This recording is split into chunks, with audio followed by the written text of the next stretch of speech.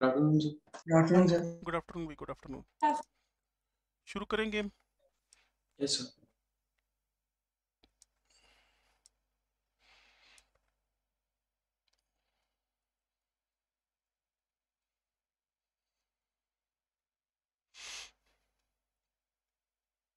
Coordination number 4 के अंदर तो मैंने शायद आपको बता दिया था कि कैसे मुझे ज्योमेट्रिकल आइसोमेरिज्म देखना है इन sp3d और dsp2 हाइब्रिडेशन के अंदर।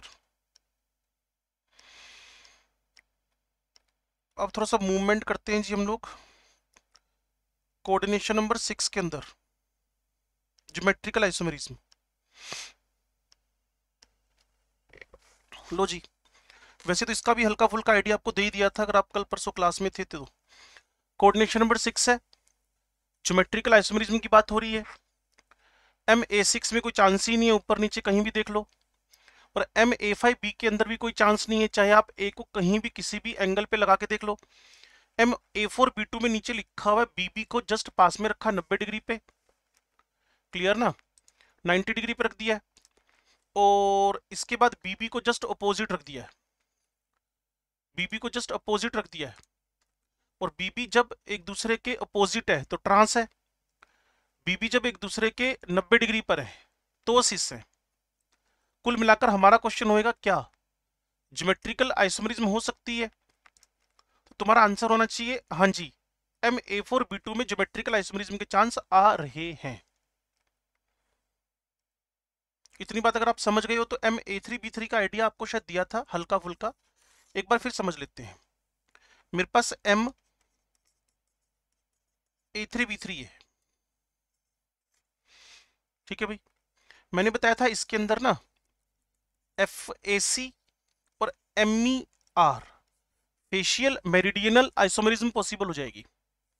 अब ये क्या है जी, अब A3B3 को तो आई थिंक समझते ही होगे कि A3B3 का मतलब क्या है।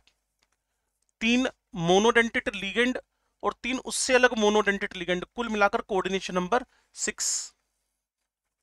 यहां मैंने M लिखा, AAA, BBB, ये तीन इन तीन के जस्ट ओपोजिट है। और देखने से आपको पता चल भी रहा होगा A विद A, ये सारे एक दूसरे के साथ सिस सिस सिस सिस चल रहे हैं। लेकिन यहाँ सिस उतना मैटर नहीं कर रहा अब, जितना मैटर क्या कर रहा है, ये फेशियल आइसोमर है, FACIAL। और अगर मैं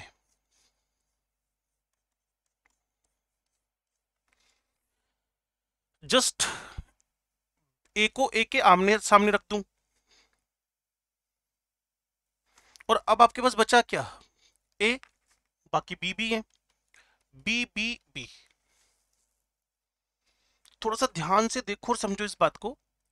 जैसे कि आप कभी एक मेरिडियन लाइन के बारे में सोचते हो ना, वैसे एक मेरिडियन लाइन बन रही है, वैसे एक मेरिडियन लाइन बन रही है। कैसे चेक करते हैं जी, यहां से चेक करो।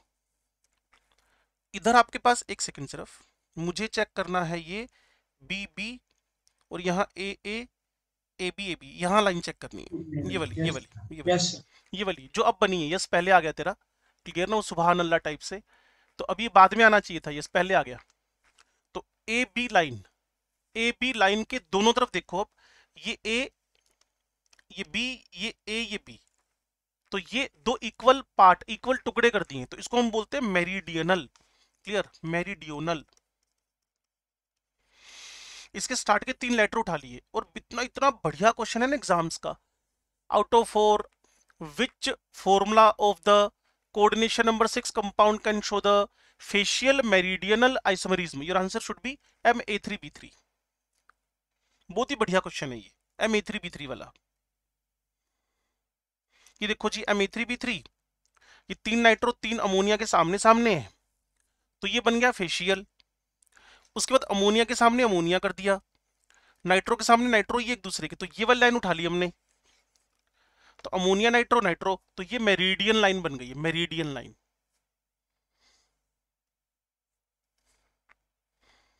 समझ गए हो तो बहुत अच्छी बात है। यस अब इसने साफ लिखा है in the cis form similar groups occupy the corners of one of the octahedral faces. वैसे पढ़ने की नीड है नहीं, 3 के सामने 3 है तो फेशियल आइसोमर है। और इफ 3 donor atoms मतलब ligands of the same ligand occupy adjacent position AAA BBB, clear, at the corners of one octahedral face we have the facial or face isomer. When the positions are around the meridian of the octahedral we get meridional isomer.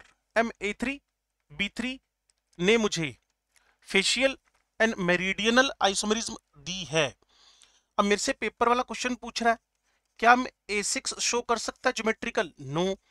M A5 भी कर सकता है? No. M A4 B2 कर सकता है? Yes. M A3 B3 कर सकता है? यस। जितनी वैरायटी डालते चले जाओगे उतने चांसेस बढ़ते चले जाएंगे। जितनी variety different type of ligand डालते चले जाओगे, MABCDE 6 के 6 लीगेंड अलग अलग कर दिए तो पक्का यार फिर तो होएगा एक दूसरे के रेफरेंस में ज्योमेट्रिकल आइसोमरिज्म। और ज्योमेट्रिकल का मतलब अगर आप समझते हो 90 डिग्री पे तो सेम, और वही सेम 180 पे हो तो first is cis and second is a trans. लो जी, MAA whole twice B2, MAA whole twice BC। AA का मतलब अगर आप समझे हो symmetrical didentate ligand, symmetrical didentate ligand, symmetrical didentate ligand, Yes. Symmetrical didentate ligand का मतलब समझ गए हो? सिमेट्रिकल डाइडेंटेड लीगेंड का Yes. Like oxalate, like ethylene diamine. और अनसिमेट्रिकल डाइडेंटेड लीगेंड का मतलब तुम्हारा ग्लाइसिन। सिमेट्रिकल मतलब दोनों डोनर सेम, सिमेट्रिकल सिमेट्रिकल। तो आपने MAA होल ट्वाइस B2 और MAA होल ट्वाइस BC रखा, चेक कर लो जी। ये MAA whole twice M ethylene whole twice Cl2, जब दोनों Cl इस लोकेशन पे हैं तो मेरे ख्याल में तो जनता जानती है कि इसको क्या बोलते हो, सिस। और यही दोनों Cl जस्ट ऑपोजिट आ गए तो क्या बोल दोगे, ट्रांस। Trans. अच्छा एक बात सुनो, सिस ट्रांस तुमने देख तो लिए दोनों ये वाले, बता सकते हो इसमें से मोस्ट सिमेट्रिकल स्ट्रक्चर जिसके दो इक्वल हाफ हो सकते हो? Trans की. ट्रांस के। Trans. और यही बात आपके लिए बड़ी फायदेमंद होगी बाद में। मेरे से कोई पूछेगा इसके अंदर ऑप्टिकल आइसोमरिज्म है तो मैं बोलूंगा फर्स्ट में तो है, सेकंड में नहीं है। Yes. फर्स्ट का अगर मैं मिरर इमेज बना दूं तो नॉन सुपर इम्पोजिबल होएगा। Yes. अगर मैं फर्स्ट का मिरर इमेज बना दूं तो वो नॉन सुपर इम्पोजिबल होएगा, नॉन सुपर इम्पोजिबल। अगर फर्स्ट का मैं ऑप्टिकल आइसोमर मिरर इमेज बना दूं तो वो नॉन सुपर इम्पोजिबल, जबकि सेकंड का तो इम्पोजिबल हो जाएगा। एक चैप्टर हुआ करता था ऑप्टिकल आइसोमरिज्म, वहां हमने सीखा था अगर मॉलिक्यूल के दो इक्वल हाफ हो रहे हो, डायगोनली, वर्टिकली, क्लियर ना, हॉरिजॉन्टली, कैसे भी, plane, axis, point of symmetry आ रही हो तो मॉलिक्यूल फाइनली क्या होता है, ऑप्टिकली इनएक्टिव। Optically inactive. तो सेकंड वाला ऑप्टिकली क्या हो रहा है, इनएक्टिव। ये बातें भी करनी है मैंने आपसे।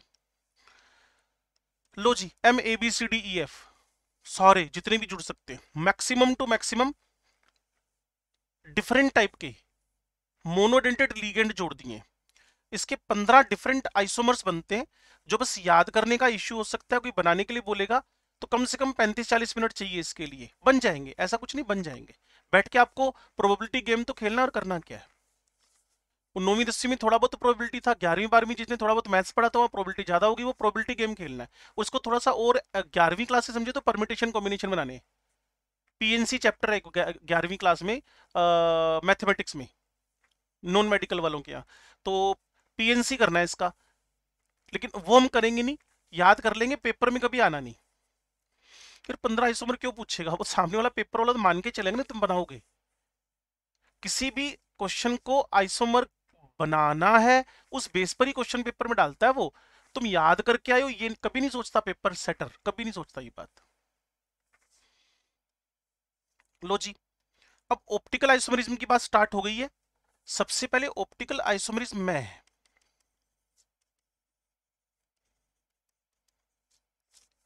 कोऑर्डिनेशन नंबर 4 में लेकर चलता हूं। कोऑर्डिनेशन नंबर 4 में मेरे पास दो सेट है, एक तो स्क्वायर प्लेनर, और जैसे ही स्क्वायर प्लेनर आया आपने बोला जी जिसका स्ट्रक्चर ही प्लेनर हो, जिसके अंदर पीयूएस सीयूएस सीयूएस मिली जाना है, तो इमीडिएटली क्रॉस कर दिया। आप में से हो सकता है एक दो बच्चों को याद रह गया हो सकता है सारी क्लास को याद हो कि मैंने ज्योमेट्रिकल के चांस टेट्राहेड्रल में नेग्लिजिबल कर दिए थे। यस क्योंकि वहां सारे के सारे डिस्टेंसेस सेम थे, तो कोई किसी के रिस्पेक्ट में सिस नहीं हो सकता, कोई किसी के रिस्पेक्ट में ट्रांस नहीं हो सकता। और यहां स्क्वायर प्लेनर में चांसेस क्या हो गए, नेग्लिजिबल हो गए। लो जी, टेट्राहेड्रल में चांसेस बन जाएंगे। कैसे बन जाएंगे, उसके लिए मुझे लगता है हमें ऑप्टिकल आइसोमेरिज्म वाले चैप्टर पे चले जाना चाहिए।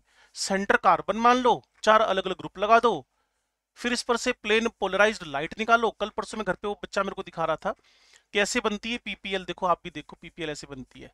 तो वो चैप्टर चल रहा होगा आपका कोई ऐसा, ऑप्टिक्स वगैरह चल रही है ना।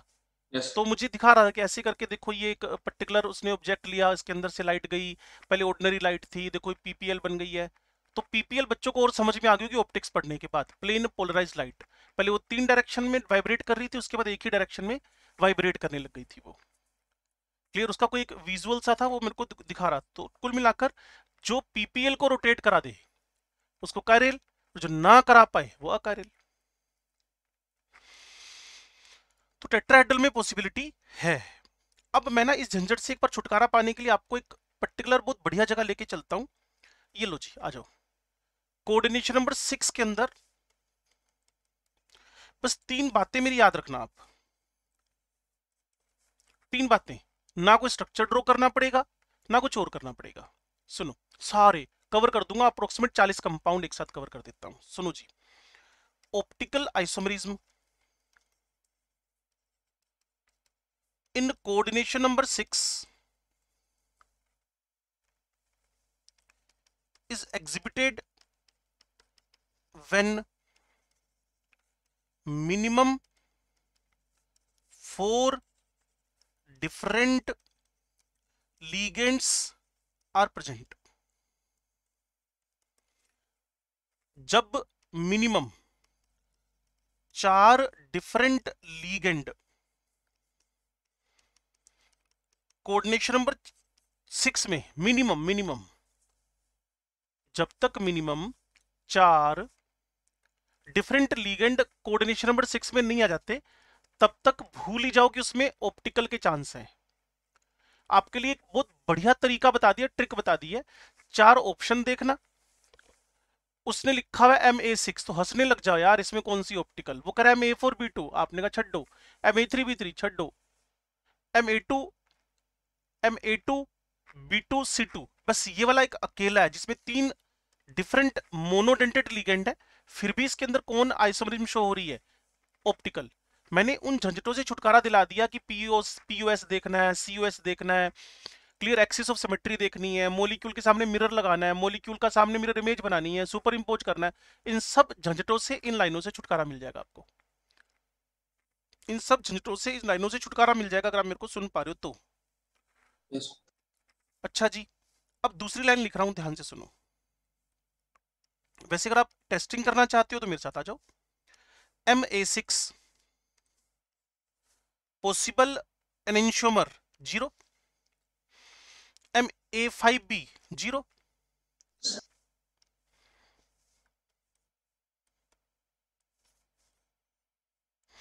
MA4B2 0, MA4BC 0, MA3B3 वो फेशियल मेरिडियन वाला 0, MA3B2C 0, यस MA3BCD चौथा आ गया, फोर्थ डिफरेंट लिगेंड आ गया। Yes yes, A2B2C2 yes. उसके बाद तो 4 different ligand, 5 different ligand, 6 different ligand, clear. उसके बाद तो ट्वाइस वाले आ गए, है ना, छोटा सा काम बिल्कुल। All possibilities are here, all possibilities are here. तो आपने अपनी तरफ से कोई झंझट ही नहीं पाला, टीचर की बात को सुन लो बस।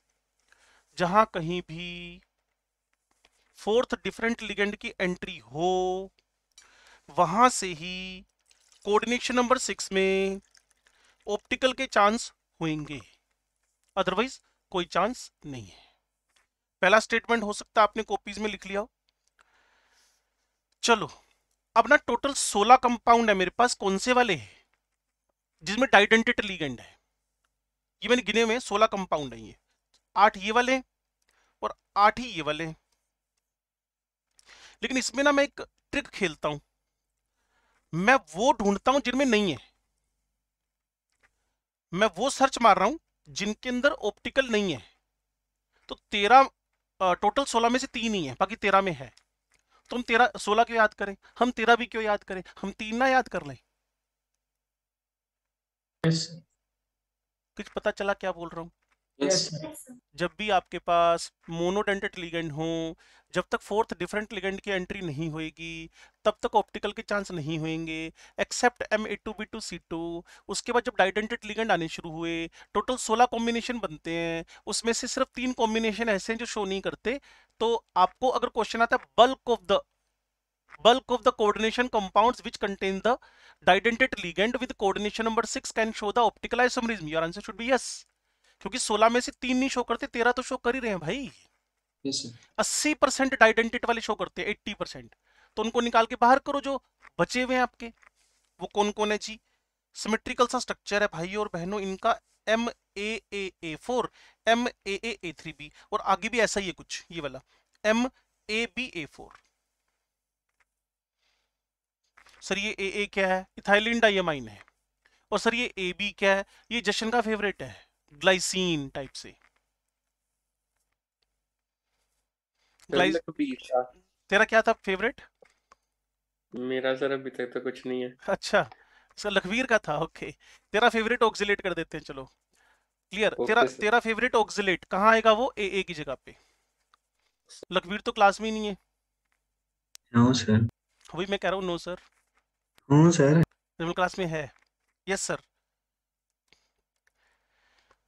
हाँ भी तो बात ही खत्म हो गई। Out of the 13 school uniform में ना, इसलिए मुझे शर्म आ रही है मुझे लगता है। No sir. स्कूल यूनिफॉर्म में कौन सी शर्म होती है, तो प्राउड का इशू होता है ये तो।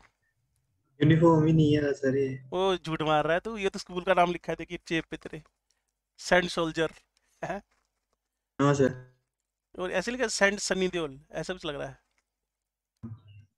नहीं, कुछ और ही लग रहा है। हाँ जी, तो 13 में से 16 में से 3 ही हैं जिनके अंदर ऑप्टिकल के चांस हैं, और उनको हमने हाईलाइट कर दिया। तो अपने नोट्स के अंदर डाल लेते हैं जी हम लोग उस बात को, MAAA4, MAAA3B और MABA4।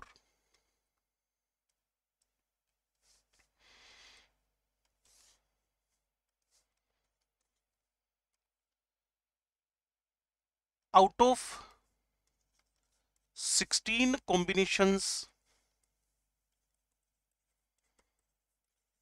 of symmetrical unsymmetrical didentate ligand,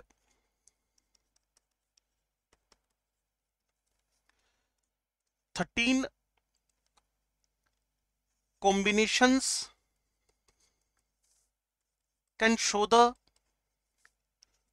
optical isomerism except, अब याद तो आपको करने, तो कौन कौन से एक्सेप्ट है, M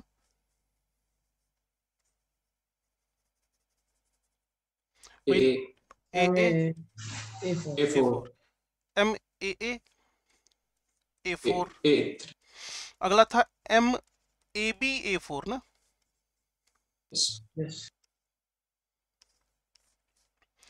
अगला A3B A3B।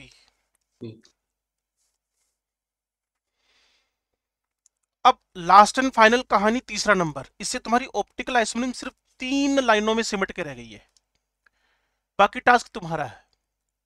अब जो अभी थोड़ी देर पहले आयुष ने एक बड़ा परफेक्ट सा आंसर दिया था कि सिस और ट्रांस में से कौन शो कर रहा है, किसमें सिमेट्री थी, ट्रांस में। हाँ। आयुष खुद ही भूल गया, कहते मैंने क्या जवाब दे दिया ऐसा जो सर को इतना अच्छा लगा।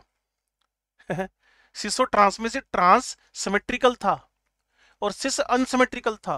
तो कभी भी अगर आपको कोई कंपाउंड शो कर रहा है, मान लो coordination compound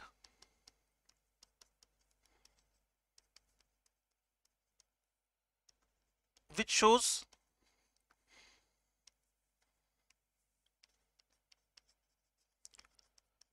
optical as well as geometrical isomerism,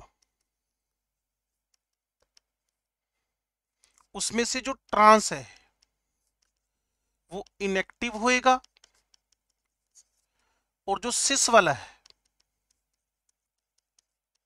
वो एक्टिव होएगा। मतलब आपने मान लो कंपाउंड देख लिया, और आपने कहा जी टीचर ने कहा था हम A2B2C2 शो कर रहा है, तो उसने लिखा था ट्रांस M A2B2C2। सर ने तो कहा था ये तो शो करता है, बुक में तो मना कर रखा है, ये तो आंसर में नहीं। अरे भाई सिस A2B2C2 करता है, ट्रांस A2B2C2 नहीं करता, ये कह रहा हूं मैं आपसे। yes, कोऑर्डिनेशन नंबर 6 की ऑप्टिकल बस इतने में सिमट के रह गई है, और कोऑर्डिनेशन नंबर 6 में प्लेनर वाला गायब हो गया, और जो बचा हुआ है टेट्राहेड्रल वाला, वो एक आगे स्ट्रक्चर बना है, वो दिखा देता हूं। अब सोचो कोऑर्डिनेशन नंबर 6 की ऑप्टिकल हमने चुटकियों में सोल्व कर ली है। टोटल डाइडेंटेड लिगेंड के 16 कॉम्बिनेशन, उसमें सिर्फ 3 जगह ही ऑप्टिकल शो होता है, नहीं होता है, बाकी 13 जगह शो होता है। तो हम 13 क्यों याद रखें, हम 3 याद रखेंगे ना, MAA4, MABA4, MAA3B, जहां ऑप्टिकल के कोई चांस नहीं है, और जहां भी शो कर रहा हो उसका सिस शो करता है, ट्रांस शो नहीं करता, क्योंकि ट्रांस ऑप्टिकली इनएक्टिव है, क्योंकि सिमेट्री होती है उसके अंदर। yes, एक ये दिखा रखा है उसने टेट्राहेड्रल का। मैंने कहा था आपसे कि आपके पास टेट्राहेड्रल में चांसेस बन जाएंगे, टेट्राहेड्रल में ऑप्टिकल के चांस बन जाएंगे, टेट्राहेड्रल में ऑप्टिकल के चांस बन जाएंगे जब चारों डिफरेंट लिगेंड हो। इसके अलावा ये Ni, ये GLY लखवीर का फेवरेट, Ni GLY का होल ट्वाइस, GLY ग्लाइसिन है, तो OONN, OONN, लेकिन जैसे ही सामने मिरर रखा तो ये इस पे सुपर इम्पोजिबल नहीं है, तो यहां ये ऑप्टिकली क्या हो गया, एक्टिव। भाई सीधी सी बात है, अगर आप 3 मिनट के अंदर पूरा स्टीरियो सीखना चाहते हो 3 मिनट में, तो ज्योमेट्रिकल से शुरू कर लो, कोऑर्डिनेशन नंबर 4 पे आ जाओ, टेट्राहेड्रल पे आ जाओ, लोक लगा के परे मारो, क्योंकि सारे के सारे 109 डिग्री के एंगल है। उसके बाद कोऑर्डिनेशन नंबर 4 में आ जाओ, A4 को मना कर दो, MA3B को मना कर दो, MA2B2 को यस बोल दो, MA2BC को यस बोल दो, MABCD को यस बोल दो, 2C से एक ट्रांस है। उसके बाद तुम लोगों ने वहां डाइडेंटेड लिगेंड लगा दिए, जब MAB होल ट्वाइस है तो है, अदरवाइज नहीं है। MAA होल ट्वाइस में तो सिमेट्री होएगी, उसमें कौन किसके पर्सपेक्टिव में सिस ट्रांस होएगा, मेटल के साथ ऑक्सीडेट लगा दिया, कैसे करोगे। चलो कोऑर्डिनेशन नंबर 6 पे आ गए, किसको ढूंढने लग गए हम, ज्योमेट्रिकल आइसोमेरिज्म को। तो चलो एक बार फिर हम सर्चिंग करते हैं जी, टेबल थी हमारे पास, ये रब किया सब कुछ, हमें चाहिए M, ये सब नोट कर लिया होगा हो सकता है आप लोगों ने, इसको एक स्टिकी नोट पे लगाकर अपने सिनॉप्सिस में डाल लेना, या जहां नोट्स लिखे हुए हैं, अगर नोट्स ही बना रहे हो तो बहुत अच्छी बात है। चल तो हमारा कॉन्टिन्यूसली चल रहा है प्रोग्राम। अब सिर्फ ज्योमेट्रिकल पे फोकस करना भाई, सिर्फ ज्योमेट्रिकल पे, टेबल के अंदर ये MA6 है, बिना पढ़े तुमने जेडली की बुक पढ़ ली है भाई, ये जेडली की बुक से कटिंग है 3 पन्नों की, क्लियर ना, इनऑर्गेनिक की बेस्ट बुक मानी जाती है वो। MA6 ज्योमेट्रिकल आइसोमर, 1 लिखती आधी जनता कहती 1 कैसे, 1 कैसे, तुम्हें ही नहीं 1, मतलब वो जो स्ट्रक्चर एग्जिस्ट कर रहा है दुनिया में। अरे भाई वो ऑक्टाहेड्रल स्ट्रक्चर तो इस दुनिया, उसका उसका उसका ट्रांस नहीं बन रहा, उसका सिस नहीं बन रहा, मतलब जैसा है वैसा ही है। MA5B 1 मतलब कोई ज्योमेट्रिकल आइसोमर खुद तो है ना कि वो भी नहीं है, वो मिस्टर इंडिया बन गया, वो भी तो कुछ है। जो स्ट्रक्चर तुमने MA6 का बोर्ड पे छापा है, अपनी कॉपी में छापा है, वो तो एक आइसोमर है ही ना अपना, 2 नहीं है, मतलब सिस ट्रांस नहीं है भाई। इसका तो बनेगा पक्का सिस एंड ट्रांस, A4BC का बनेगा सिस एंड ट्रांस, MA3B3 का तुम्हारा वो फेशियल मेरिडियन, MA3B2C के 3 बना रहा है, हमने बनाए थे पेज पे, बन गए थे MA3B2C, 4 बनाए थे, कट गया था उसमें से। उसमें टेक्निक क्या लगाई थी, आप भी लगा सकते हो, क्लियर। A3B2C, बी को पड़ोस में लेके आना और बी को सामने लेके आ जाना, और फिर गेम खेलना कि जो A है उसके सामने C लिख दो, एक बार B लिख दो, इतने में तुम्हारे स्ट्रक्चर जो बनेंगे 4-5 जाएंगे, लेकिन रिजल्टेंट 3 ही बचेंगे तुम्हारे पास, बाकी कटकुट आ जाएंगे। ये थोड़ा बहुत तुम अपने हाथ से कॉपी में पेन से लिख लिख के प्रैक्टिस कर भी सकते हो, जो टेबल आपके पास आई गई है। MA3BCD, और मैंने क्या बोला, जितने टाइप ऑफ लिगेंड बढ़ते जाएंगे उतना ज्योमेट्रिकल के चांस बढ़ेंगे, जितने टाइप ऑफ लिगेंड बढ़ेंगे ज्योमेट्रिकल के चांस बढ़ेंगे। MA2BCD जितने, ये लो जी, और ये हमारे सिनॉप्सिस में लिखा था MABCDEF का कि इसके 15 ज्योमेट्रिकल आइसोमर पॉसिबल है, उसमें से एनिंशियोमर पेयर है, यानी टोटल 30 है। 15 एनिंशियोमर पेयर मतलब 30 है टोटल। 30 में से सिस और ट्रांस है, ट्रांस वाले ऑप्टिकल इनएक्टिव, सिस वाले एक्टिव हैं, जो मैंने अभी थोड़ी देर पहले बताया था आपको।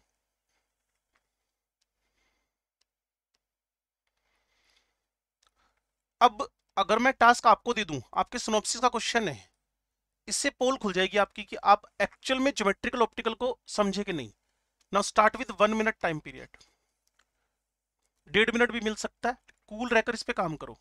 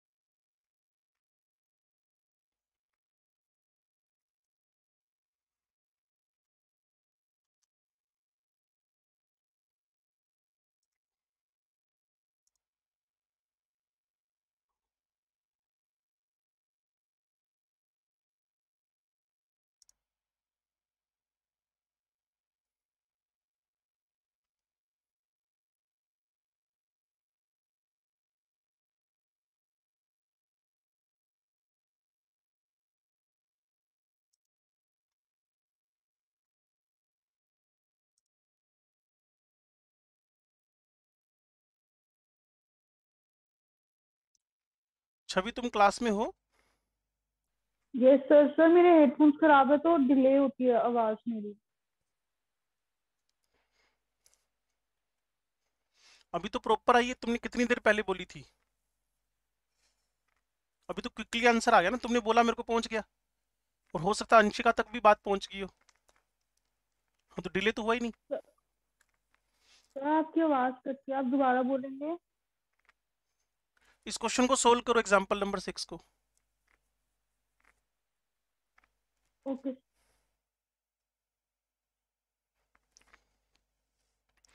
हाँ भी पहले का आंसर क्या, इसमें ज्योमेट्रिकल ऑप्टिकल दोनों है? ज्योमेट्रिकल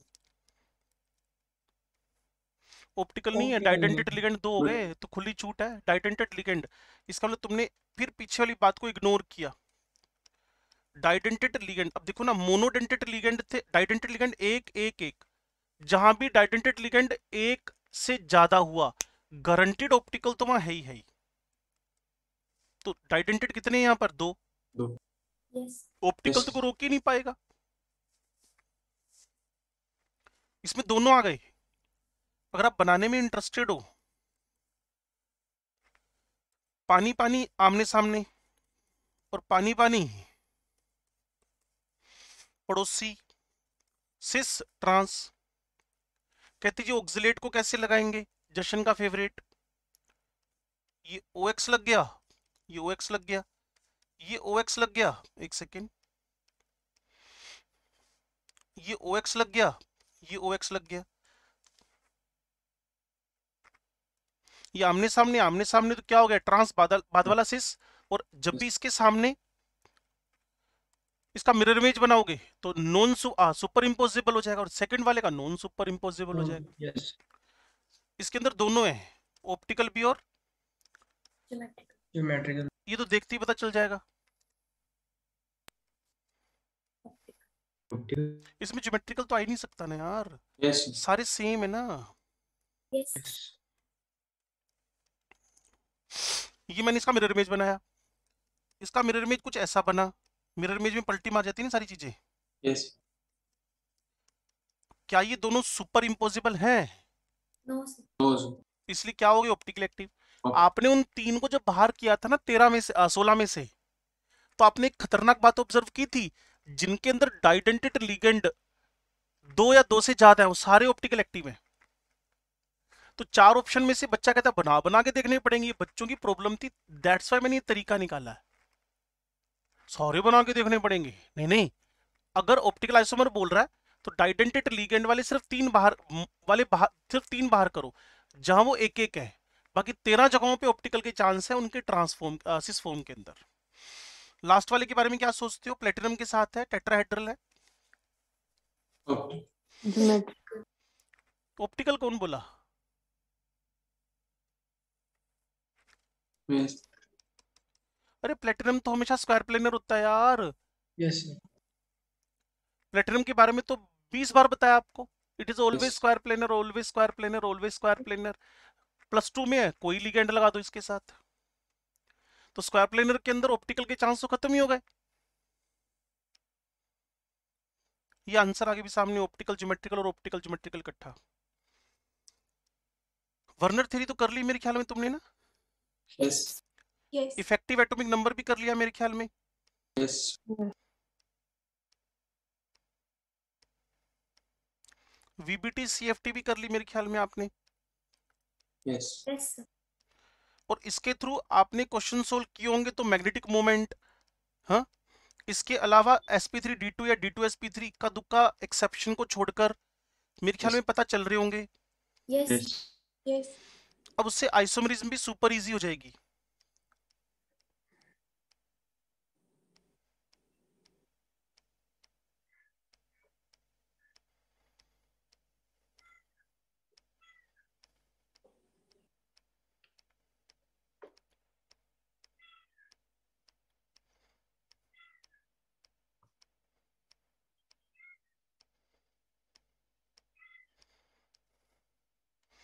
लो जी, एक टॉपिक है stability of complexes in solutions. Stability of complexes in solutions, listen carefully. In aqueous solution complex dissociate into component parts may be to the small extent, टूट सकता है लेकिन छोटे एक्सटेंट तक। The extent of dissociation and has the thermodynamic stability is measured in terms of stability constant beta। ये NCERT का paragraph है पूरा की पूरा एज सच। तो स्टेबिलिटी कांस्टेंट को हम लोगों ने बीटा से, स्टेबिलिटी कांस्टेंट को हमने बीटा से इंडिकेट किया है, पहली बात। दूसरा, हमने क्या किया, एक कॉम्प्लेक्स के प्रिपरेशन को स्टेप वाइज लिखना है। फॉर्मेशन ऑफ ML4 को हमने स्टेप वाइज लिखना है। कहते लिखो जी, नंबर 1 M प्लस लीगेंड, आपको देखकर वैसी हंसी आएगी भी ये कर क्या रहा है। ML ML2 ML2L ML3 ML3L ML4, ठीक है जी। अगर इन सबको जोड़ दूं तो M plus 4L is equal to ML4 बन जाएगा, क्योंकि राइट लेफ्ट के साथ प्रोडक्ट रिएक्टेंट के साथ कटते चले जाएंगे। बोलो भाई। तो अगर मेरे को कोई बोले कि स्टेप 1 का जो स्टेबिलिटी कांस्टेंट है वो K1 है, प्रोडक्ट्स सुना होगा कभी आपने, डिवाइडेड बाय रिएक्टेंट्स, ऐसी K2 बना लेते हैं जी, ML2 divided by ML into L, ऐसी K3 बना लेते हैं जी, ML3 ML2L। Product divided by reactant का फंडा सुना होगा आप लोगों ने, Yes. Product divided by reactant. Yes. अपने आप को वेटिंग रूम में जाने से बचाओ अपनी वीडियो ऑन करके। क्लियर ना? ये आपके लिए अच्छा होएगा क्योंकि मैं लेफ्ट हैंडेड हूँ, मेरा राइट हैंड इसी काम के लिए खाली रहता है, क्योंकि इसको हमेशा चिड़ मस्ती रहती है करे क्या ये वाले हाथ को। फिर इसको इस काम के लिए लगा रखा होता है, भाई तू देखता रहा और सबको ना वेटिंग रूम में भेजता रहा जो वीडियो ऑन नहीं कर रहा। ये खाली है हाथ बिल्कुल ही। तो एक बंदा वेला बैठा है, उसको चिड़ तो लगेगी ना, उसको काम दे देता हूँ फिर मैं, वो अपना काम करता रहता है साइड में बैठ के, और ये हाथ लिखता रहता है। तो अच्छा है कि आप ऐसी हरकत ना करो। नहीं? सर कल वेदर खराब था और वाईफाई ना हमारा जैसे वो वायर ब्रेक हो गया तो उसकी वजह से और मुश्किल है। हॉटस्पॉट यूज कर रही हूँ इसलिए। चलो जिसके साथ थोड़ा एक्सक्यूज है उसके साथ तो चल जाएगा मामला। MLA4, ML4, ML3 और L। ठीक है भाई। तो अब सोचो जब मैंने इकट्ठा लिखना है इसको, बीटा बोला था ना भी एनसीईआरटी ने, तो क्या लिख दोगे जी? ML4 divided by M। Clear होगी बात? L पावर क्या हो गया 4।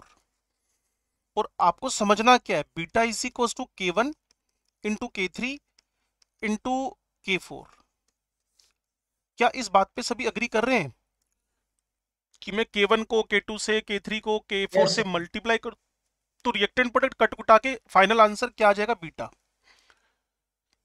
ये बोर्ड में लिखने के लिए आ सकता है टर्म 2 के अंदर, क्योंकि ये चैप्टर वैसे भी वही है।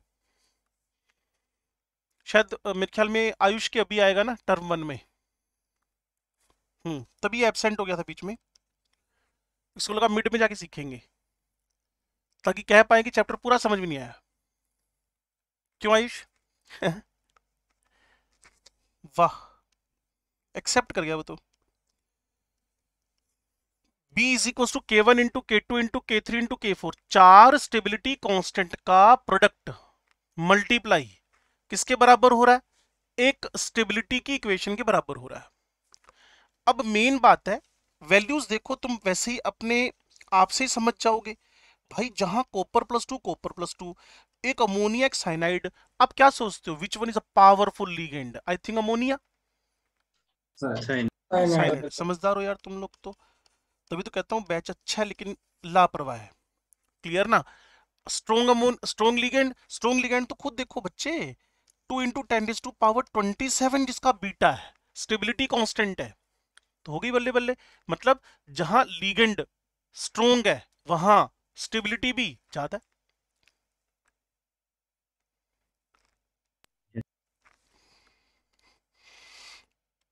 इसका उल्टा, स्टेबिलिटी कांस्टेंट का उल्टा इनस्टेबिलिटी कांस्टेंट। ये फालतू की वैसे तो बात होती है, कोई मतलब क्या है, रिवर्स कर दो तो इनस्टेबिलिटी कांस्टेंट।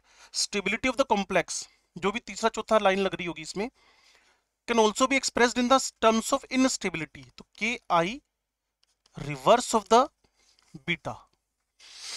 जिसका बीटा ज्यादा है वो स्टेबल, और जिसका KI ज्यादा है वो अनस्टेबल है। Yes. Higher the KI lesser the stability of complex.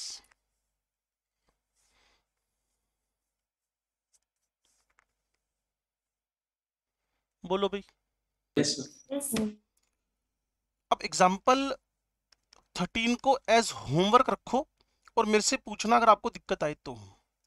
फिर भी stability of the coordination compound को कौन कौन से फैक्टर अफेक्ट करते हैं, और मैक्सिमम चीजें आपको पता है इसमें। लिगेंड की strength, CMI of the central metal atom और आयन, कीलेशन हो गया। क्लियर? ये सारे फेवर करते हैं। Factors affecting the stability of complexes।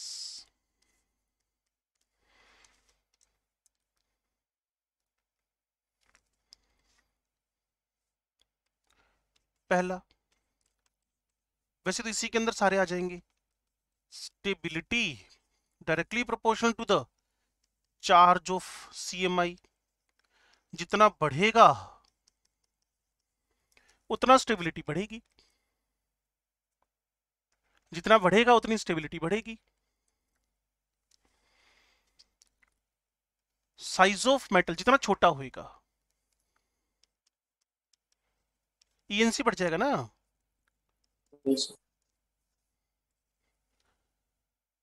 इसके लिए एक आपको इरविन विलियम्स, ये जो मैग्नीज, आयरन, कोबाल्ट, निकल, बस कॉपर और जिंक में ये थोड़ा सा प्रोसेस उल्टा कर दिया, इसको इरविन विलियम्स रिलेशनशिप बोलते हैं। आयरन 25 नंबर से शुरू हो जाओ, मैग्नीज, आयरन, कोबाल्ट, निकल, कॉपर स्मूथली चल रहा है, एंड में जाकर बस जिंक, और जिंक के बारे में तो सारी दुनिया को पता है, एम्प्टी डी नहीं है भाई साहब, स्टेबिलिटी कहां से दे देंगे। और वैसे भी जिंक लास्ट में जाकर बड़ा हो रहा है। चैप्टर का नाम है डी ब्लॉक एलिमेंट, और उसके 3D सीरीज में DCA का कोड है, अभी क्लास में ड्रॉपर में चल रहा है, उसमें मैंने उनको बताया रेडियस, रेडियस से मैंने 3D सीरीज में गया, उनको बताया आई, लास्ट के कॉपर जिंक में साइज बड़ा हो गया, कॉपर से जिंक बड़ा है। और ये आपको भी डिलीवर करूंगा जैसे हमारा कोऑर्डिनेशन खत्म होता है, डी ब्लॉक एलिमेंट हमारा चैप्टर बचेगा, कॉपर जिंक में से जिंक बड़ा है, कॉपर से जिंक बड़ा है। तो larger size never supports the higher ENC, that's why less attraction on the ligand. और भाई जब अट्रैक्शन ही नहीं है तो कोऑर्डिनेशन कंपाउंड कहां से बन जाना है? Yes. पता चल रहा है भाई? Yes, sir. हिमल क्लास में नहीं है आज, सर लग नहीं रहा। इसको बोलते हैं Irwin Williams order, IRVING, Irwin Williams order. एक क्वेश्चन है तुम्हारे असाइनमेंट में, बस सीधा टिक ही मारना है इरविन विलियम्स ऑर्डर को देखकर। स्मूथली बढ़ते जाओ ना 3D सीरीज में, एंड में जिंक का जो कम दिखा रहा है बस। अच्छा जी, नेचर ऑफ लिगेंड की बात कर लें तो मैं तो स्टेबिलिटी की ओवरऑल बात ही कर रहा था। स्टेबिलिटी ऑफ कॉम्प्लेक्स, तो भाई साहब जितना स्ट्रेंथ ऑफ लिगेंड ज्यादा, चाहे बेसिक नेचर से जोड़ दो चाहे किसी बात से जोड़ दो, इसी के साथ किलेशन से जोड़ दो तो और भी अच्छी बात है, हमें क्या प्रॉब्लम है? Chelation always supports the stability, chelation होएगा स्टेबिलिटी। मैं तो हाइड्रोजन बॉन्डिंग भी लिख रहा हूं, क्यों लिख रहे हो? आपको बताया था निकल प्लस DMG के अंदर, याद आ रहा है तो बहुत अच्छी बात, नहीं तो हम चेक कर लेते हैं जी। ये निकल प्लस 2 लिखा, ये methyl, methyl double N double N, N double C methyl, methyl N coordinate bond, coordinate bond, coordinate bond, ये हो गया किलेशन। हो सकता है आप में से एक दो बच्चों को याद आ जाए, ये बर्ड्स को समझ में आ गया लगता है।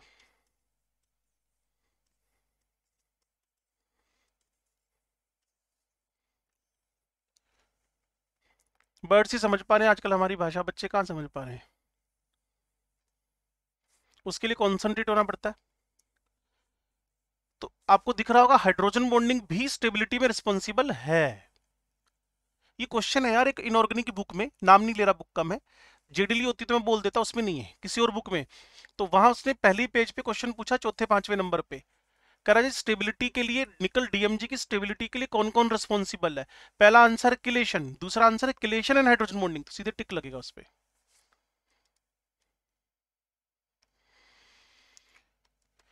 मैक्रोसाइक्लिक इफेक्ट, वही रिंग बनना ही है। If the ligand happens to be multidentate and cyclic without any steric effect, the stability of complex is further increased. The effect is called macrocyclic effect. Haem और ग्लोबिन का example दे दिया उसने, नाम सुना होगा हीमोग्लोबिन का। Yes. जहां किलेशन लिखा है ना, वहां लिख देना विदाउट स्टेरिक हिंड्रेंस, तो कहीं ना कहीं मैक्रोसाइक्लिक इफेक्ट अपने आप ही क्लियर हो जाएगा। मैक्रोसाइक्लिक भी तो किलेशन ही है भाई, बस मैक्रोसाइक्लिक में एक बहुत बड़ा मॉलिक्यूल बन रखा है haemoglobin. Macro molecule with cyclic structure ऐसे समझ लो। मैक्रो मॉलिक्यूल इफेक्ट का मतलब क्या हुआ? मैक्रो साइक्लिक का मतलब हो गया मैक्रो मॉलिक्यूल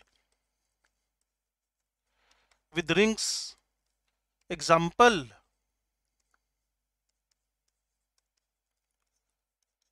तुम्हारा फेवरेट हीमोग्लोबिन।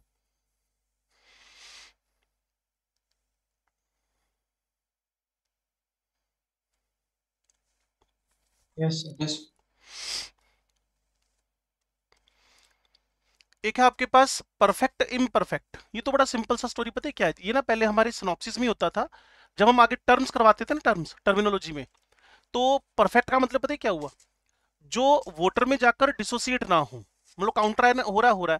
इम्परफेक्ट वो हुए जो थोड़े बहुत ना अपने आप को तोड़ भी दें। ये कोऑर्डिनेशन कंपाउंड्स है जी।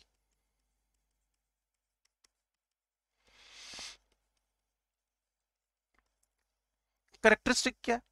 एक परफेक्ट, इसका मतलब है no separation of CMI and ligand, maintains its identity, अपनी आइडेंटिटी को मेंटेन करके बैठा हुआ है। लेकिन इम्परफेक्ट के अंदर थोड़ा सा पंगा होएगा, ये जिंक कैडमियम मरकरी वगैरह के कंपाउंड बनते हैं, लिटिल बिट डिसोसिएट कर जाए जो,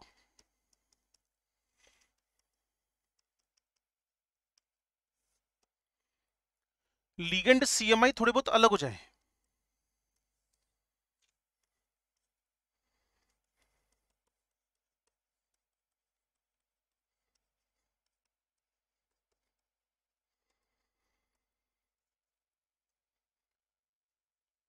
वैसे ऐसा होता नहीं है, बहुत कम मिलेंगे ऐसे कोऑर्डिनेशन कॉम्प्लेक्सेस। उनमें से एक एग्जांपल उसने दे रखा आपको K2CDCN होल 4 का। पूरी बात पढ़नी है तो सुन लो। Complexes like K for Fe6, CO ammonia whole 6, Cl3 etc. in which the complex ion is quite stable, almost doesn't dissociate into ions in the solution, are called the perfect or penetrating complexes. Penetrating complexes. Complexes like K2CDCN whole 4, K2CDCN whole 4, in which the complex ion is not very stable, dissociate to a good extent to give the simple ion and called the imperfect or normal. Cadmium की दिक्कत है यार, cadmium D खाली नहीं है बेचारे के पास। और जब डी का सपोर्ट नहीं लगे ना तो मान के चलो कि कॉम्प्लेक्स को ज्यादा स्टेबल होने वाला नहीं है। लिबाइल इनर्ट, वैसे लिबाइल का मतलब ना वहां अल्काइल अराइल में सीखा था, मोबाइल। ये लीगेंड के रेफरेंस में है। A complex in which the ligand can be quickly replaced by other with respect to ligand। एक हो गया जी लिबाइल, दूसरा हो गया इनर्ट। लिबाइल मतलब मोबाइल, ठीक है। ligand can be replaced, inert मतलब हो गया ligand cannot be replaced। वही बच्चे, जैसे बेंजीन पे क्लोरीन जुड़ा तो वो कैसा हो गया? इनर्ट। और अगर ये R पे जुड़ा एल्काइल पे तो कैसा हो गया? लिबाइल।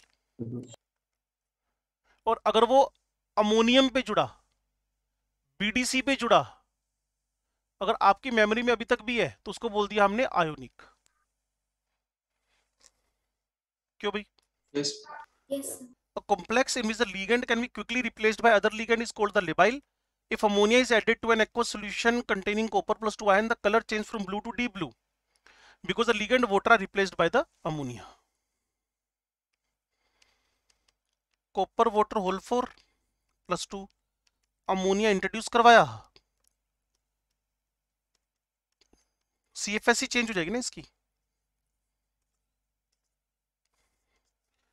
जितना पावरफुल लीगेंड आएगा ना अमोनिया, तो वाटर से वेरी पावरफुल है बच्चे, तो कलर बदल गया इसका। Yes.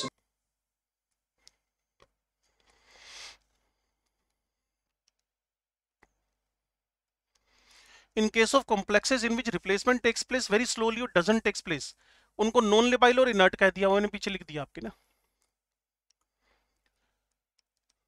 Amongst the following which is the most stable, जहां भी आपको किलेशन मिल रहा है और स्ट्रोंग आपके पास लीगेंड आ रखा है, तो पहले पे तो मुझे शक है कि ये सीरीज में नहीं आएगा, इसमें किलेशन हो रहा है।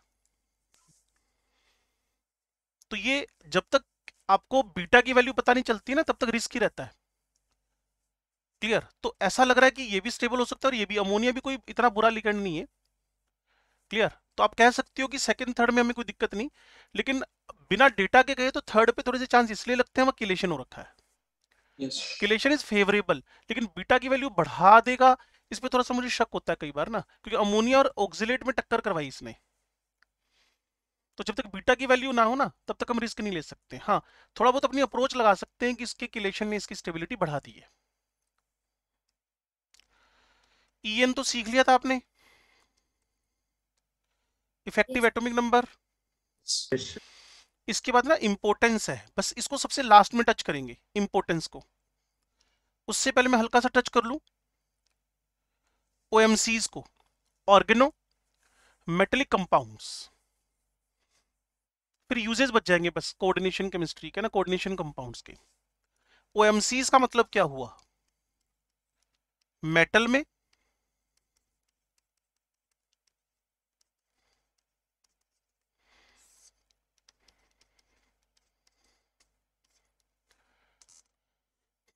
और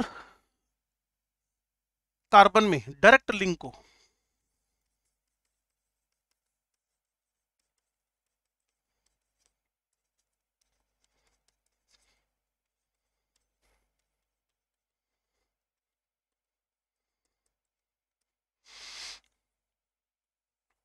direct bond in between the metal and carbon atom, metal में और कार्बन में दोनों में डायरेक्ट लिंक हो तो उसको सीएमआईज बोलते हैं हम लोग, ऑर्गेनोमेटेलिक कंपाउंड्स बोलते हैं, ओएमसीज बोलते हैं उनको हम लोग। These are the compound which contain at least one carbon metal bond or compound in which the carbon atom is bonded to metalloid like boron, silicon, arsenic and telluride are called as or classified as OMCs. मैंने तो simple लिख दिया, direct link in between the metal and carbon atom. अब इसकी तीन categories हैं, sigma bonded, pi bonded and both. Sigma and pi bonded, sigma bonded के तो आप ऑलरेडी एक्सपर्ट हो, आपका ग्रिग्नार्ड रिएजेंट, आपका डाइएल्काइल जिंक, आपका टेट्राइथाइल लेड,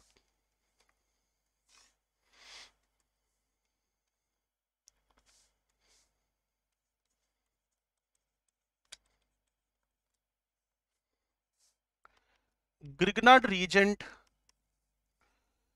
डाइएल्काइल जिंक, जिसको तुम लोगों ने फ्रैंकलैंड रिएजेंट बोला, भूल गए तो अलग बात है, Frankland reagent, anti knocking agent, tetra ethyl lead. जब हेलोजिनेशन करवाया था तो इन भाई साहब की हेल्प से हमने रेट ऑफ हेलोजिनेशन बढ़ा दिया था। जब मेटल में और कार्बन में डायरेक्ट लिंक हो तो उनको तुम लोग सिग्मा बॉन्डेड, अभी तो ओएमसी और ओएमसी में अगला सिग्मा बॉन्डेड ओएमसीज बोलते हो। वो कह रहा है कंपाउंड लाइक BOCH होल थ्रेस। अरे भाई, बोरोन में और OCH3 में कार्बन का लिंक नहीं है, तो ये तो वैसे ही सोचना भी बहुत बड़ा पाप हो जाएगा कि OMC है। अरे बोरोन ऑक्सीजन का बॉन्ड है, बोरोन कार्बन का थोड़ी है यार। Yes. और Yes. सेम हालत कार्बाइड के साथ भी है, जैसे आपके पास Be2C, Mg2C3, क्लियर ना, कैल्शियम कार्बाइड, ये भी OMCs नहीं है। सर ऐसा क्यों? अरे लिंक नहीं भाई, इसमें आयनिक बॉन्ड है। रीजन, इनमें आयनिक बॉन्ड है। ऐसे है ये Mg ट्वाइस C3 -4। अब लो भाई, इनमें कोई डायरेक्ट लिंक थोड़ी है यार, बॉन्ड थोड़ी बना हुआ है। ऐसी तुम्हारे पास कोई पूछेगा NaCN, मैंने कहा यार यहां भी आयनिक बॉन्ड है। कोई पूछेगा Na2CO3, मैंने कहा यार यहां भी आयनिक बॉन्ड है। तो इसलिए ये भी नॉन OMCs हैं। बस एक बार बंदे को बात समझ में आनी, कोवलेंट बॉन्ड की बात कर रहा है तो NaCN हो जाए, चाहे KCN हो जाए, चाहे Na2CO3 हो जाए, चाहे K2CO3 हो जाए, चाहे Mg2C3 हो जाए, चाहे CaC2 हो जाए, चाहे Be2C हो जाए, जहां जहां आयनिक बॉन्ड आएगा वो रिजेक्ट हो जाएंगे सारे।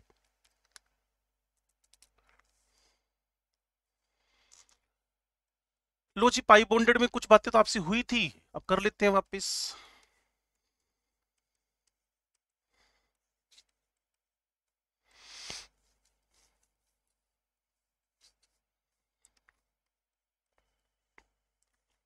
These are the compounds of metal with alkenes, CMI plus या तो एल्कीन होएगा। आपको याद है कि ईटा सिखाया था आपको, ईटा, हेप्टोसिटी, हेप्टोसिटी भूल गए सारे। एल्काइंस, बेंजीन, तुम्हारा साइक्लोपेंटाडाइनाइल,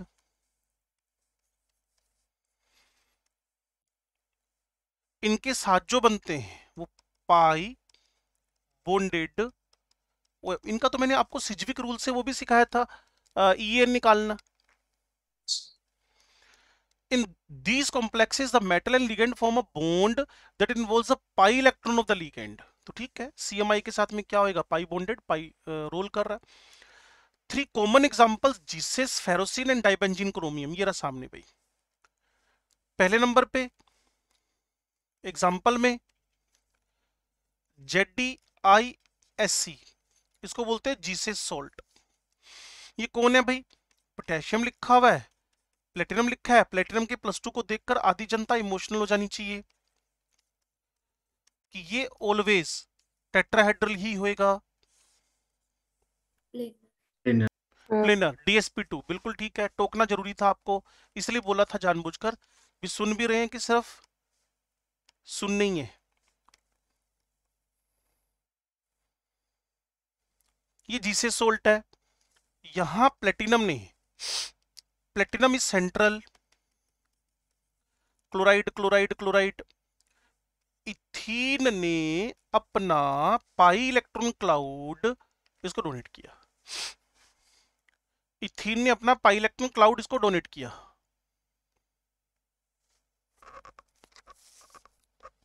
समझे बात को भाई?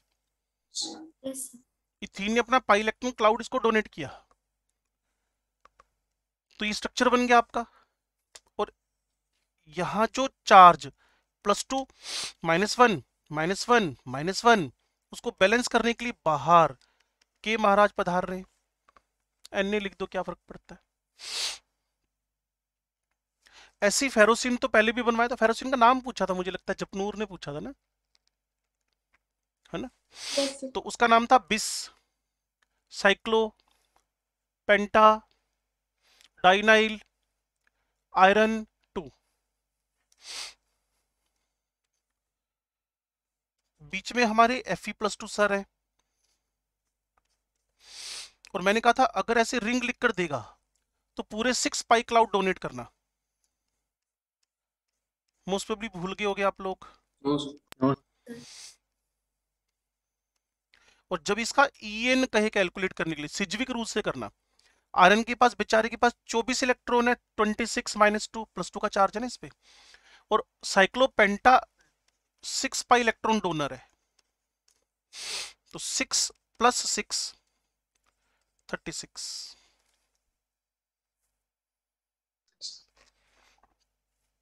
डाइबेंजीन क्रोमियम में भी सेम हालत है, बस वहां पे जब नाम लिखोगे तो इथीन के साथ में एक मेंशन किया उसने ईटा।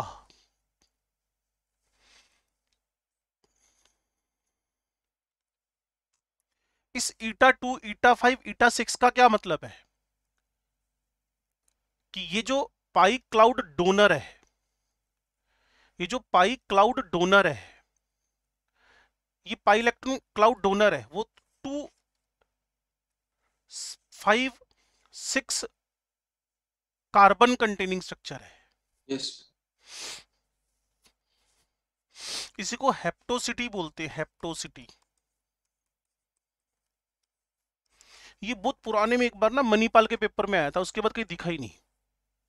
नाम सुना, मणिपाल का पेपर हुआ करता था पहले, कभी सुना नहीं आपने कभी? चलो, एक दो ने सुना हुआ है। Eta the number of carbon atoms bound in the metal in the compound is called hapticity. Eta is the number of carbon atoms, number of carbon atoms. बहुत पुरानी बात है, एक बार पेपर में आया था ये ना।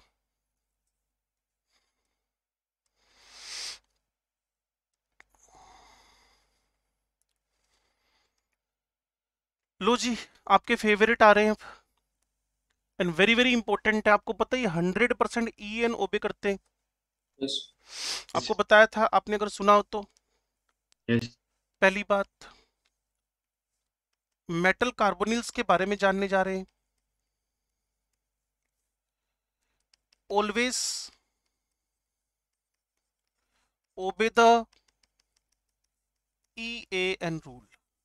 Carbonyl nitrosyl always, carbonyl nitrosyl always, carbonyl nitrosyl always EAN ओबे करते हैं। वैसे EN की फुल फॉर्म क्या थी? Effective atomic nuclear, Number. कहते न्यूक्लियर नंबर, ओए बावड़े, इफेक्टिव एटॉमिक नंबर। चलो, तो एक ऐसा चैप्टर है जिसमें ना क्रैमिंग नहीं है, अंडरस्टैंडिंग है। शुरू से देख लो कि CMI Lewis acid, ligand Lewis base, monodentate lone पेरिक donor, didentate 2 donor, poly 3 4 5 donor, coordination entity CMI plus ligand, flexidentate जो हो 2 3 4 डोनेट करने वाला, कभी कभी 1 2 भी डोनेट करे, अपनी मैक्सिमम कैपेसिटी से कम करे, होमोलैप्टिक सारे लिगेंड सेम, हेटेरोलैप्टिक लिगेंड अलग अलग, कोऑर्डिनेशन पॉलीहेड्रोन, ज्योमेट्री। रट्टा क्या मारना है, किस बात का रट्टा मारना है, क्लियर ना। और उन्हीं में से क्वेश्चन बनते रहेंगे। कहते Werner theory, primary valency oxidation number, secondary valency coordination number. कहते जी EN में CMI पे इलेक्ट्रॉन देख लो, साथ में कोऑर्डिनेट बॉन्ड जितने को इलेक्ट्रॉन डोनेट कर रहे हैं जोड़ के परे मारो। अगर नेक्स्ट नोबेल का इसके बराबर आ गया तो EN ओबे कर रहा है, नहीं तो नहीं करेगा। हाँ जी, ऐसी आपकी आइसोमरिज्म थी, ऐसी आपका नोमेनक्लेचर था। नोमेनक्लेचर रूल थोड़ी याद करोगे कोई, नोमेनक्लेचर में नेमिंग करवाओगे। हाँ जी, metal carbonyls are OMCs formed between metal and carbon monoxide. लो जी, CMI प्लस कार्बन मोनोऑक्साइड से कौन बन गए? Metal carbonyls. तीसरी बात,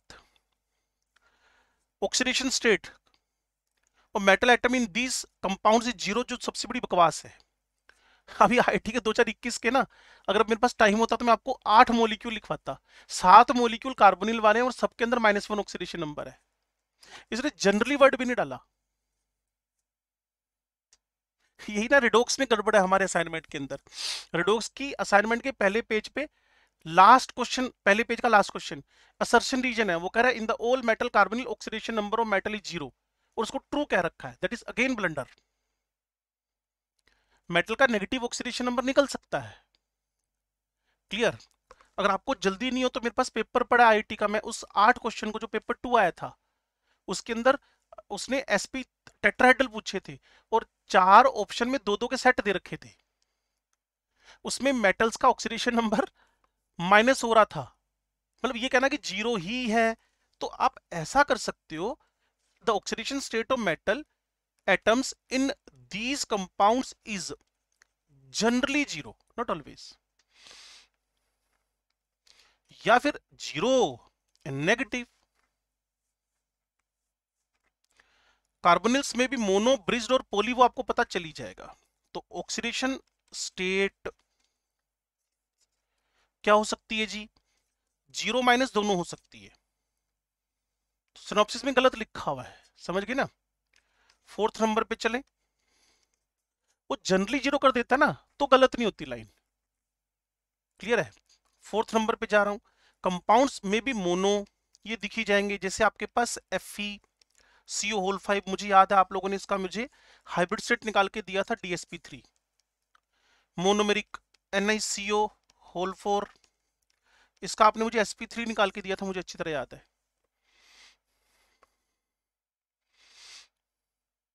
कहते जी आपको याद होएगा, हमें तो कुछ भी याद नहीं, हमने ऐसा कुछ किया भी था कभी। जशन भी भाग गया। प्रभ सीरत तो कह रही थी प्रॉब्लम है। कंवर, शबनम, इन सबको पता नहीं वीडियो ऑफ करके क्या मिलता क्या है। मैंने सोचा था कुछ ऐसी चीजें ना करूं जिससे इनको दिक्कत हो, बट ये खुद चाहते हैं ऐसे। और डिसिप्लिन को रोज रोज थोड़ी सिखाया जाता है यार। डिसिप्लिन मतलब आ गया, बात खत्म। और वैसे तो बच्चे अंदर से लेके आते हैं अपने दिमाग और दिल से, जब उनका ब्रोटअप हो रहा होता है। यहाँ केमिस्ट्री सीख लो, बहुत नहीं है। 5वें नंबर पे मोनोमेरिक, ब्रिज्ड और पॉलीमेरिक।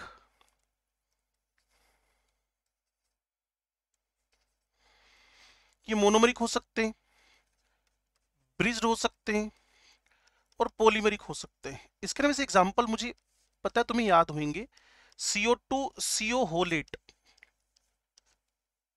Octa carbonyl डाइकोबाल्ट 0।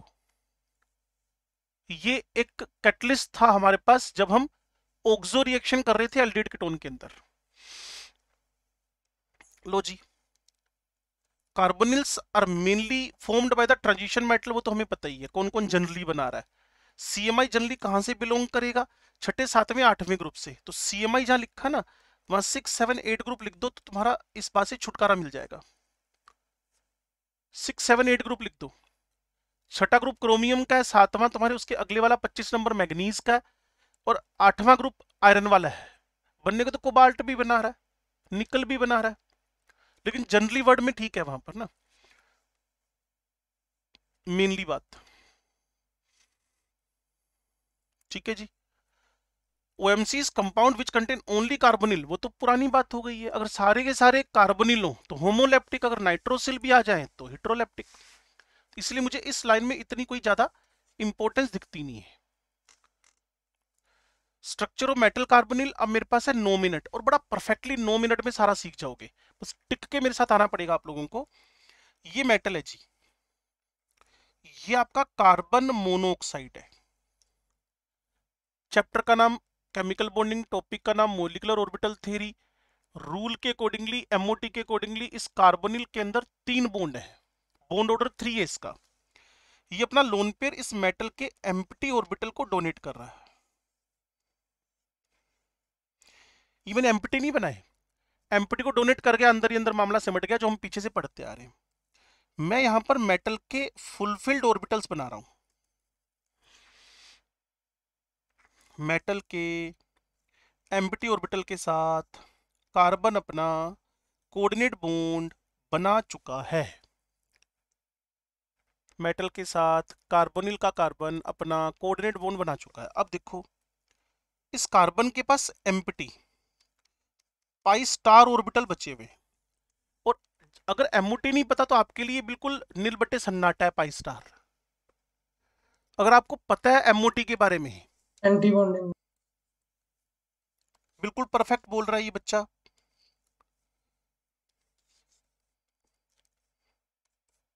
यहां बनाना था मुझे जगह देखते हुए, लेकिन इसकी जगह भी मैंने कम नहीं करनी थी, बड़ा इंपॉर्टेंट टॉपिक चल रहा है।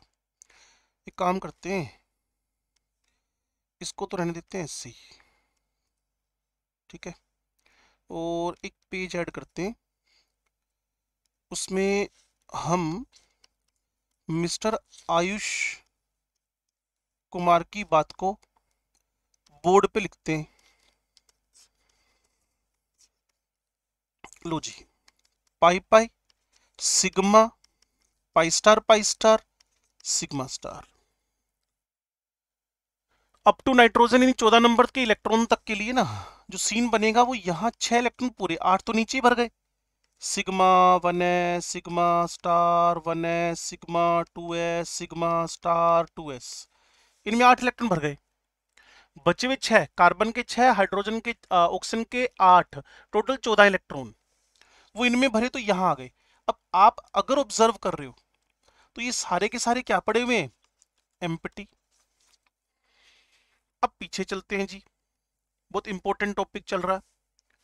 कार्बोनिल के कार्बन ने CMI के एम्प्टी ऑर्बिटल को अपना लोन पे डोनेट करके कोऑर्डिनेट बॉन्ड बना लिया। अब जो समझाने जा रहा हूं सुनो, ये मेरे पास फुलफिल्ड ऑर्बिटल है जो मेटल के पास पड़े अंदर, और ये मेरे पास empty orbital of the carbonyl जो आगे दिखाई है आपको।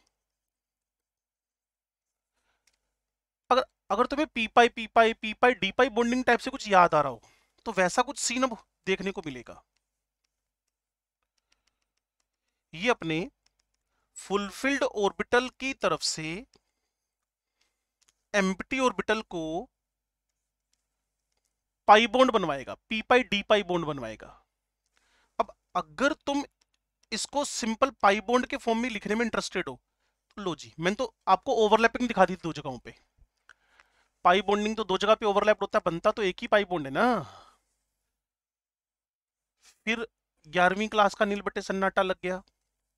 No sir. ओवरलैपिंग 2 जगह होती है, बॉन्ड तो आपके पास पाई बनता है बच्चे। यस तो लेकिन एक सबसे बड़ी प्रॉब्लम खड़ी हो गई, पता है क्या? वो प्रॉब्लम ये है कि कार्बन पेंटावेलेंट हो गया।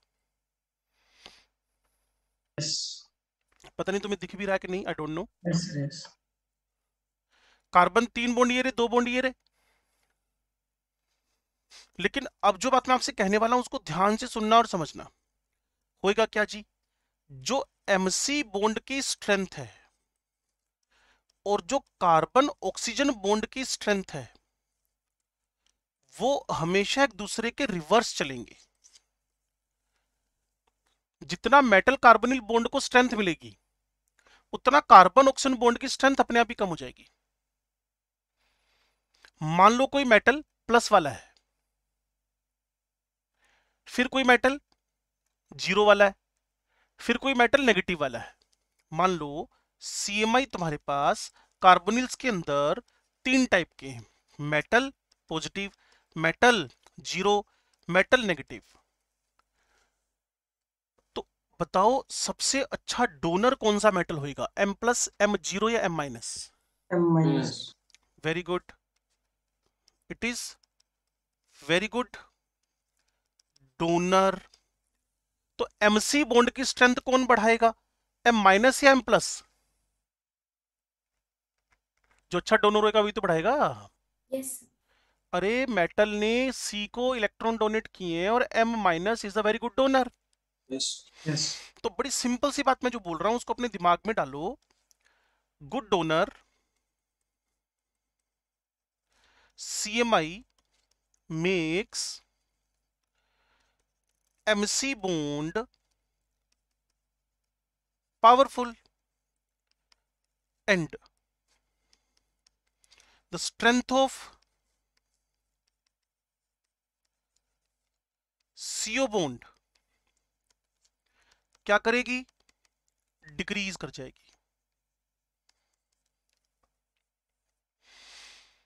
जितना अच्छा CMI नेगेटिव चार्ज वाला होएगा, तभी आपको कहा था, एक लाइन बड़ी गलत लिखी थी उन्होंने कि मेटल कार्बोनिल्स में CMI 0 होता है। अरे CMI प्लस भी होता है, माइनस भी होता है और 0 भी होता है। जनरली 0 होता है, लेकिन माइनस वाले मैंने आपको बताया 10 8 कंपाउंड है मेरे पास, 7 उसमें माइनस वाले हैं। यस क्लियर ना? तो अगर मेरी बात को आपने एग्जैक्टली पकड़ा तो इस बॉन्ड को हम बोलते हैं सिनर्जिक बॉन्ड। इसको हम बोलते हैं सेल्फ स्ट्रेंथनिंग। अब आपको याद है CFT में सबसे दमदार लिगेंड कौन था? कौन था?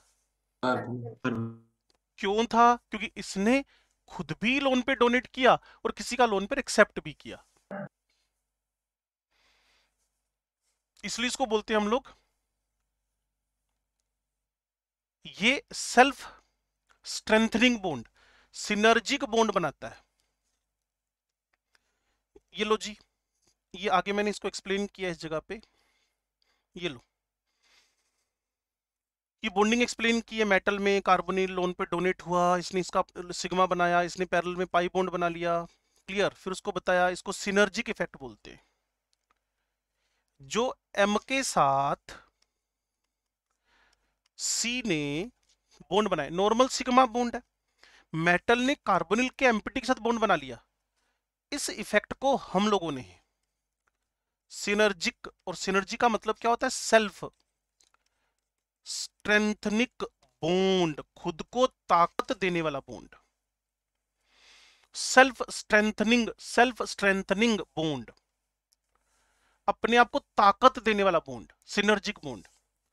तो आप समझ लो CFT में सबसे पावरफुल लिगेंड आपका कार्बोनिल क्यों था?